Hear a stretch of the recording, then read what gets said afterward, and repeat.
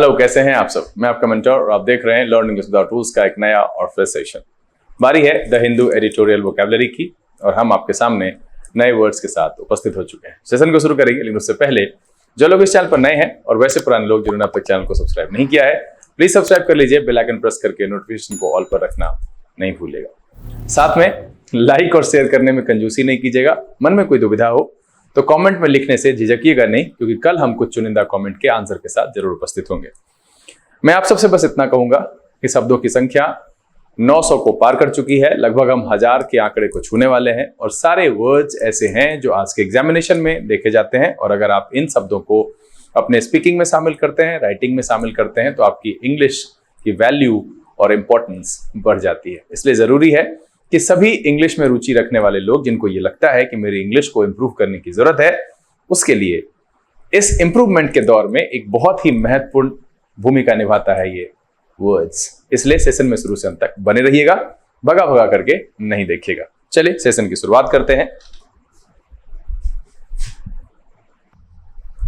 Learn English without rules के session में एक बार फिर से आप सबका तहे दिल से स्वागत है। उम्मीद है आप सब तैयार हैं। तो चलिए फटाफट बारी बारी से लाए गए शब्द को आपके सामने रखते हैं। आज के सेशन का जो पहला वर्ड है वो है लॉरिएट।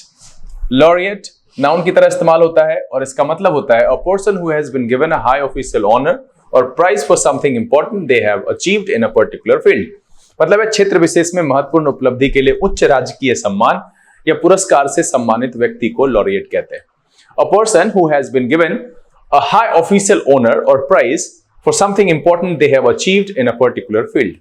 मतलब है किसी पर्टिकुलर फील्ड में जो राजकीय सम्मान से सम्मानित व्यक्ति होते हैं उनको कहते हैं लॉरिएट। सिनोनिम की बात करें paragon, champion, master. Paragon, champion and master. Antonym की बात करें लूजर, कंटेंडर एंड अननोन। क्या हो जाएगा? लूजर, कंटेंडर एंड अननोन एक अर्थ में लॉरिएट के एंटोनिम के तौर पर रख सकते हैं। एग्जाम्पल देख लेते हैं।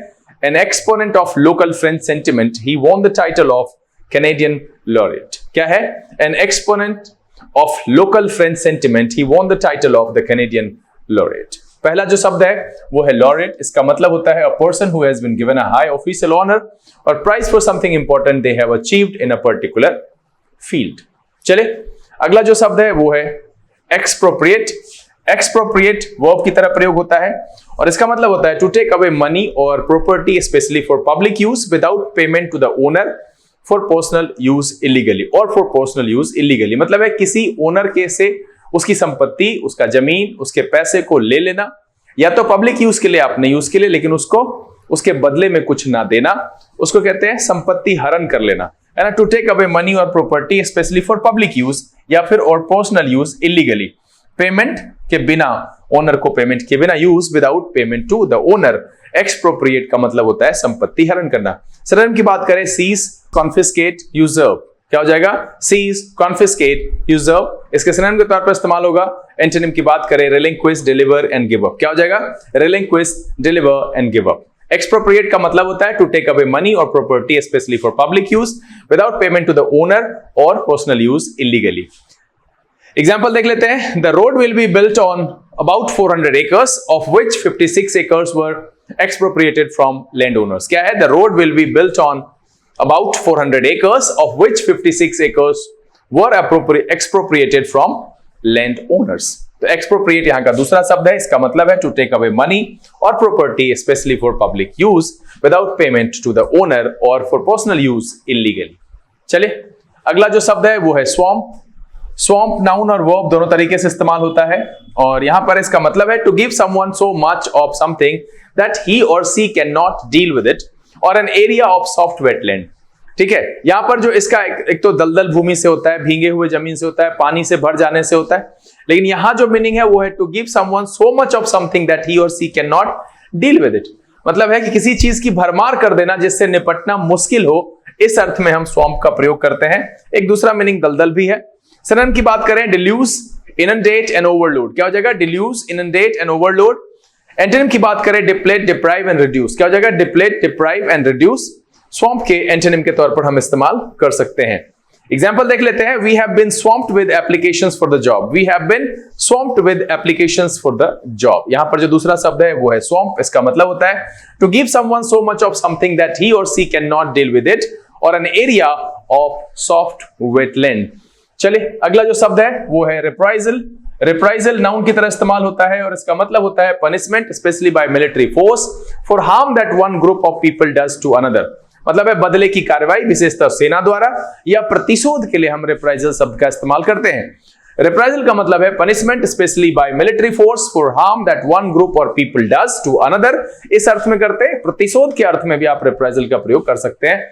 सिनोनिम की बात करें, रिटेलिएशन, रिट्रीब्यूशन एंड रिवेंज। क्या हो जाएगा? Retaliation, retribution and revenge reprisal के सिनोनिम के तौर पर इस्तेमाल कर सकते हैं। एंटोनिम की बात करें, mercy, grace, leniency and pardon. क्या हो जाएगा? Mercy, grace, leniency and pardon reprisal के एंटोनिम के तौर पर हम इस्तेमाल कर सकते हैं। फटाफट एग्जांपल देख लेते हैं। कह रहा है the attack was in reprisal for the kidnapping of their leaders. क्या? The attack was in reprisal for the kidnapping of their leaders, है ना? किस चीज का रिप्राइजल था? Kidnapping of their leaders. तो इस पेज पर जो पहला शब्द आया है वो है रिप्राइजल, मतलब है punishment specially by military force for harm that one group of people does to another, इस अर्थ में प्रतिशोध के अर्थ में भी ले सकते हैं हम सामान्य तौर पर। दूसरा वर्ड है स्वम्प, इसका मतलब होता है to give someone so much of something that he और she can not deal with it, और an area of soft wetland, मतलब है किसी चीज की भरमार कर देना जिससे निपटना मुश्किल हो। अगला जो शब्द है वो है इंसेप्शन। इंसेप्शन नाउन की तरह प्रयोग होता है और इसका मतलब होता है the establishment of an organization, institution, etc। क्या है? The establishment of an organization, institution, etc। मतलब है किसी संगठन या संस्थान आदि का संस्थापन। इंसेप्शन का मतलब क्या है? किसी संगठन या संस्थान आदि का संस्थापन। सिनोनिम की बात करें, एस्टेब्लिशमेंट, फाउंडेशन एंड लॉन्च। क्या हो जाएगा? Establishment, foundation and launch. Antonym की बात करें, and, finish, termination and completion. क्या हो जाएगा? And, finish, termination and completion एक अर्थ में इंसेप्शन के एंटोनिम के तौर पर हम इस्तेमाल कर सकते हैं। तो यहां पर जो पहला शब्द है इंसेप्शन, इसका मतलब है the establishment of an organization, institution, etc। किसी संगठन या संस्थान आदि का संस्थापन। चलिए एग्जांपल देख लेते हैं। The business has grown rapidly since its inception in 2000। क्या है? The business has grown rapidly since its inception in 2000। चलिए नेक्स्ट जो वर्ड है वो है रियल पॉलिटिक। क्या है? Real politic. Real politic noun की तरह इस्तेमाल होता है। इसका मतलब है a system of politics of principles based on practical rather than moral and ideological consideration. क्या है? System of politics or principles based on practical, जो प्रैक्टिकल चीजों पर, व्यवहारिकता पर जुड़ी हुई हो, rather than moral and ideological consideration, मतलब है नैतिक और आइडियोलॉजिकल कंसिडरेशन से ना जुड़ा हुआ हो। आदर्शों के बजाय व्यवहारिक उद्देश्यों पर जो आधारित राजनीति होती है उसको रियल पॉलिटिक कहते हैं। क्या कहते हैं? Real politic. ठीक है? आदर्शों के बजाय व्यवहारिक उद्देश्यों पर आधारित राजनीति, सिस्टम ऑफ पॉलिटिक्स और principle based on practical rather than moral or ideological consideration, इसके लिए हम यूज करते हैं रियल पॉलिटिक। सिनोनिम की बात, एंटोनिम की बात यहां पर मैंने की नहीं है। आप इसको जो शब्द जोड़ करके, एक से दो शब्द जोड़ करके एंटोनिम सिनोनिम्स के संदर्भ में रखा जा सकता है। रियल पॉलिटिक ऐसे भी इंग्लिश ओरिजिन का शब्द है नहीं। फटाफट एग्जांपल देख लेते हैं। Commercial realpolitik had won the day. क्या है? Commercial realpolitik had won the day। इस पेज पर जो पहला शब्द है वो है inception, the establishment of an organization, institution, etc। And दूसरा शब्द है रियल पॉलिटिक। इसका मतलब होता है system of politics or principles based on practical rather than moral or ideological considerations. मतलब है ऐसी राजनीति जो व्यवहारिक हो, उद्देश्यों पर आधारित हो, आदर्शों के बजाय, है ना? चलिए अगला जो शब्द है वो है रिस्ट्रेंट। ये नाउन की तरह इस्तेमाल होता है और इसका मतलब होता है अ लिमिट और कंट्रोल ऑन समथिंग और the quality of behaving in a calm और कंट्रोल्ड वे। इसका रिस्ट्रेंट का दो मीनिंग है, लिमिट और कंट्रोल ऑन समथिंग और the quality of behaving in a calm और कंट्रोल्ड वे। चलिए इसका मीनिंग है किसी पर प्रतिबंध या नियंत्रण, शांत या नियंत्रित व्यवहार, इस अर्थ में भी रिस्ट्रेंट का इस्तेमाल करते हैं। सिनोनिम की बात करें, restriction, limitation and constraint. Restriction, limitation and constraint इसके सिनोनिम के तौर पर इस्तेमाल कर सकते हैं। एंटोनिम की बात करें, freedom, release, liberty, aid and help. क्या हो जाएगा?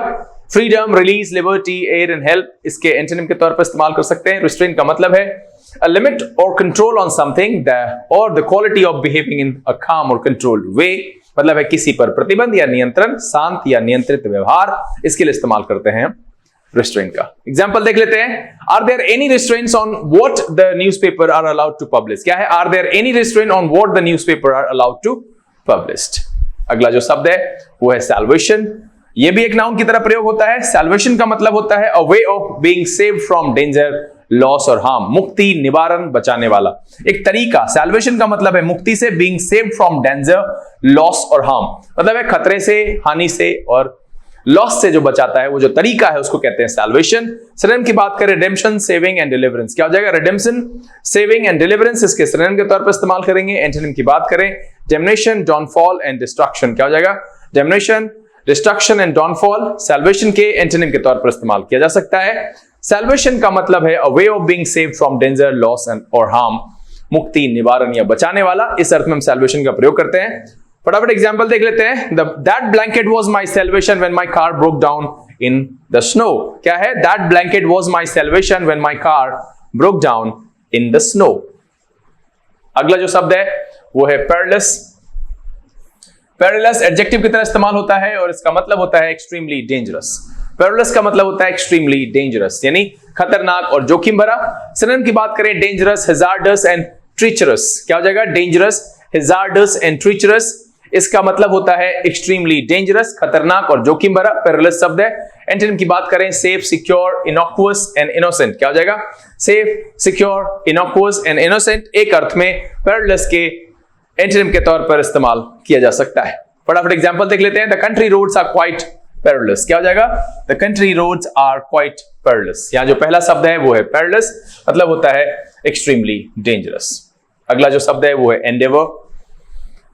एंडेवर नाउन और वर्ब दोनों तरीके से प्रयोग होता है और इसका मतलब होता है to try hard to do something, to try hard to do something. क्या है? To try hard to do something और an attempt to do something मतलब है किसी चीज को करने के लिए कड़ी मेहनत करना या किसी चीज का जो अटेम्प्ट होता है मेहनत का, कुछ पाने का, अटेम्प्ट टू डू समथिंग, उसके लिए हम इस्तेमाल करते हैं एंडेवर का।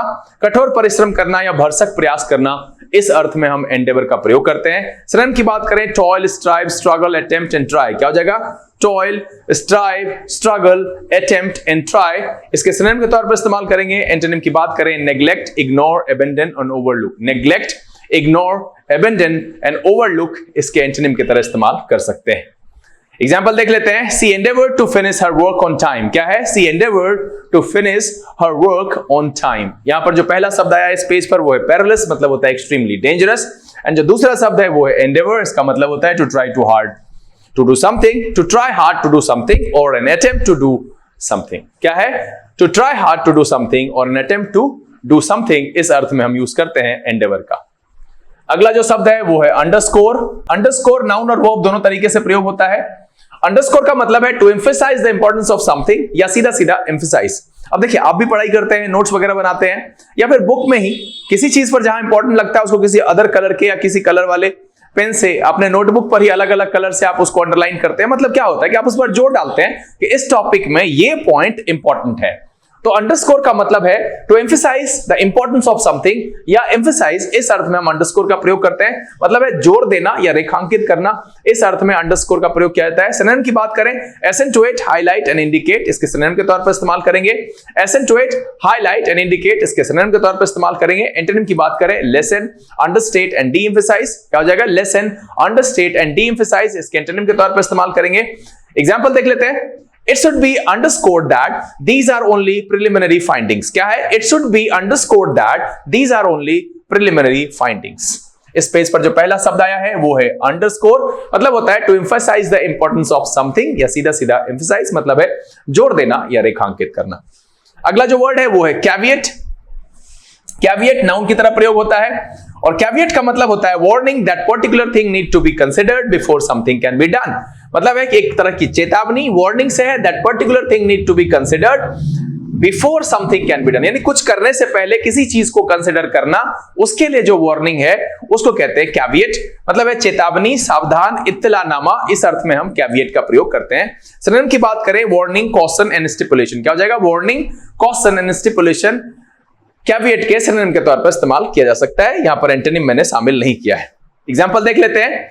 There are a number of caveats which concern the validity of the assessment result. क्या है? There are a number of caveats which concern the validity of the assessment results. क्या है? There are a number of caveats which concern the validity of the assessment results. यहां पर जो दूसरा शब्द है वो है कैविएट, मतलब होता है warning that particular things need to be considered before something can be done, मतलब है चेतावनी, सावधान या इत्तलानामा, इस अर्थ में हम कैविएट का प्रयोग करते हैं। अगला जो शब्द है वो है मैमथ। जानते हैं बहुत कॉमनली यूज होता है, एडजेक्टिव और नाउन दोनों तरीके से इस्तेमाल होता है। एक प्रकार का हाथी होता है, उस अर्थ में हम नाउन रखेंगे इसको। एडजेक्टिव का मतलब होता है एक्सट्रीमली लार्ज। जब हम इसको एडजेक्टिव की तरह इस्तेमाल करें मैमथ को, इसका मतलब होता है बहुत विशाल, एक्सट्रीमली लार्ज मतलब है विशाल। सिनोनिम की बात करें, enormous, gigantic and colossal, क्या हो जाएगा? enormous, gigantic and colossal mammoth के सिनोनिम के तौर पर इस्तेमाल करेंगे। एंटोनिम की बात करें, टाइनी, मिनिएचर एंड माइक्रोस्कोपिक, क्या हो जाएगा? Tiny, miniature and microscopic mammoth के एंटोनिम के तौर पर हम इस्तेमाल कर सकते हैं। एग्जाम्पल देखते हैं, cleaning up the city wide mess is going to be a mammoth task. क्या है? Cleaning up the city wide mess is going to be a mammoth task. एक बार फिर से सुन लीजिए, cleaning up the city wide mess is going to be a mammoth task. यहां पर जो पहला शब्द है मैमथ, नाउन में एक प्रकार की हाथी है। एडजेक्टिव की तरह इस्तेमाल करें तो इसका मतलब होता है एक्सट्रीमली लार्ज, मतलब है विशाल, बहुत बड़ा। सिनोनिम की बात करें, एनॉर्मस, जायगेंटिक एंड कोलोसल। चलिए अगला जो शब्द है वो है रिकरेंट। रिकरेंट एडजेक्टिव की तरह प्रयोग होता है और इसका मतलब होता है happening again many times.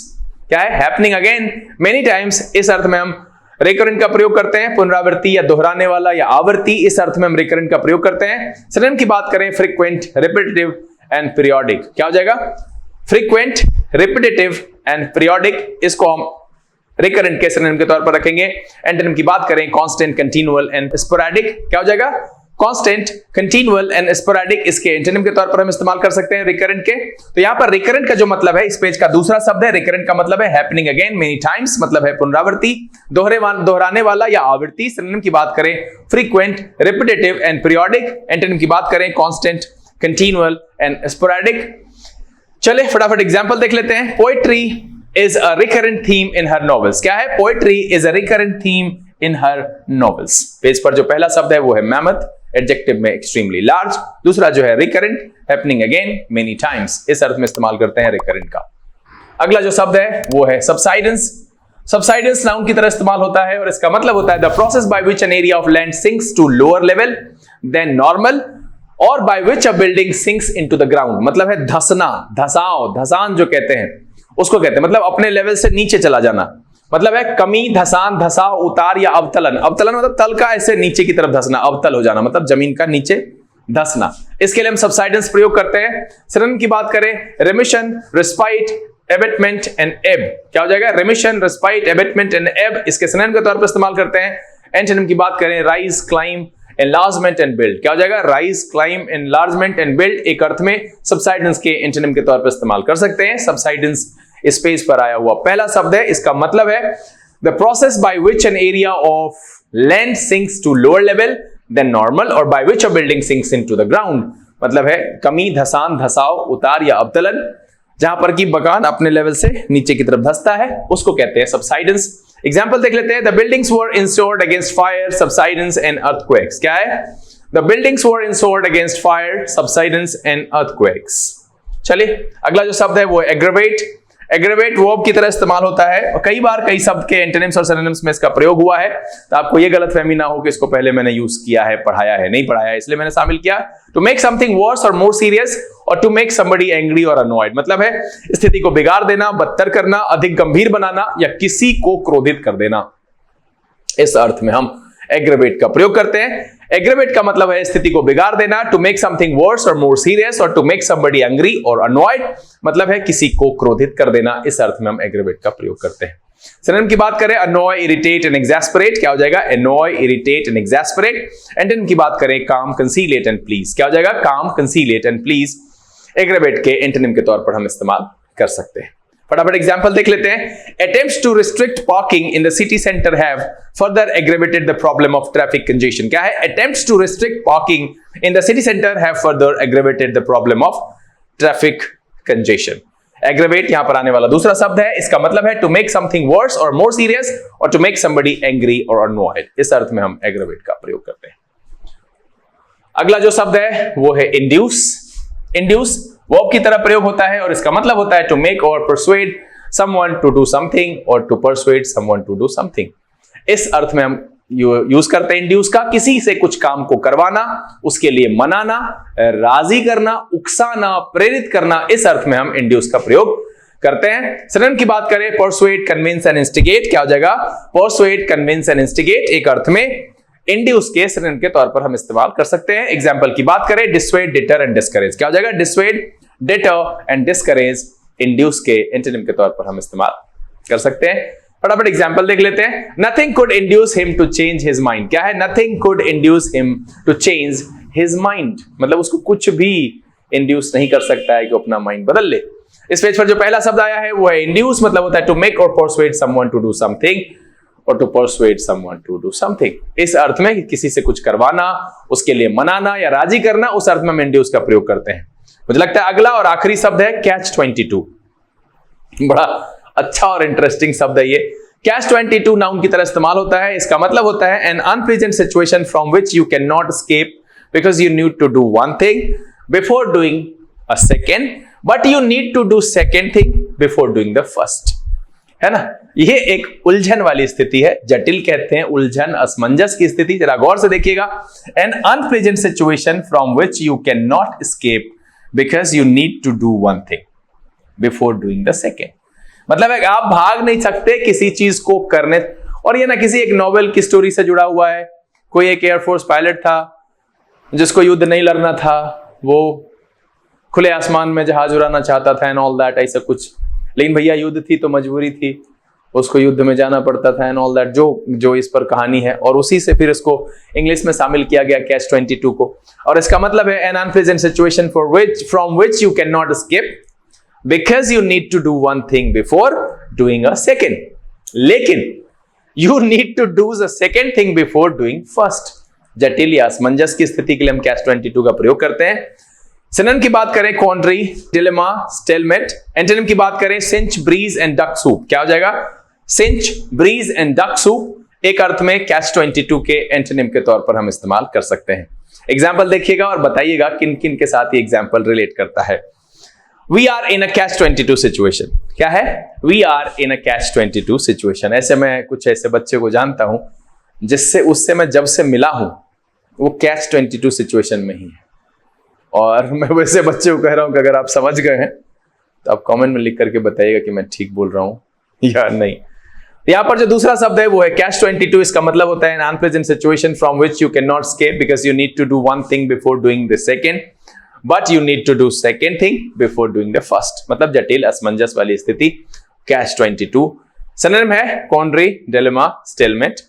Antonym है cinch, breeze and duck soup। Duck soup याद रखिएगा, और डक सूप का मीनिंग कमेंट में लिख करके बता दिया ताकि सारे बच्चे भी जान जाए। हाँ जी, एग्जाम्पल है we are in a catch 22 situation. उम्मीद है कि यहां पर जो 18 शब्द आपके सामने रखे गए सबके सब नए और मजेदार थे, जिनको पढ़ करके आपको काफी खुशी मिली और मजा आया और ये वीडियो पसंद भी आया। अगर ये वीडियो अच्छा लगा आप इसको लाइक कर दीजिए। अब तक चैनल सब्सक्राइब नहीं किया है तो प्लीज सब्सक्राइब कर लीजिए। बेल आइकन प्रेस करके नोटिफिकेशन को ऑल पर रखना नहीं भूलिएगा। साथ में 50 तक की जो टारगेट है लाइक की, वो देखते हैं आप कब पहुंचाते हैं। इसको 50 तक कम से कम पहुंचाइए और कोशिश कीजिए कि वो उतना बना रहे। ज्यादा से ज्यादा शेयर करिए, अपने सोशल मीडिया पर भी इसको डालिए, क्योंकि ये इंपॉर्टेंट है। सभी वो लोग सीखेंगे तो ही वो आपकी बात समझ पाएंगे। अगर आप ये वर्ड सीख कर किसी के साथ इस्तेमाल करेंगे and they don't know the meaning of that particular word, तो आपका कम्युनिकेशन विफल हो जाएगा, कोई फायदा नहीं होगा। तो इसीलिए शेयर करिए ताकि दूसरे लोग भी सीख सकें। मेरा समय यहाँ से बिता लेने का, बहुत जल्द इस तरह के एपिसोड के साथ फिर आपके सामने उपस्थित होंगे।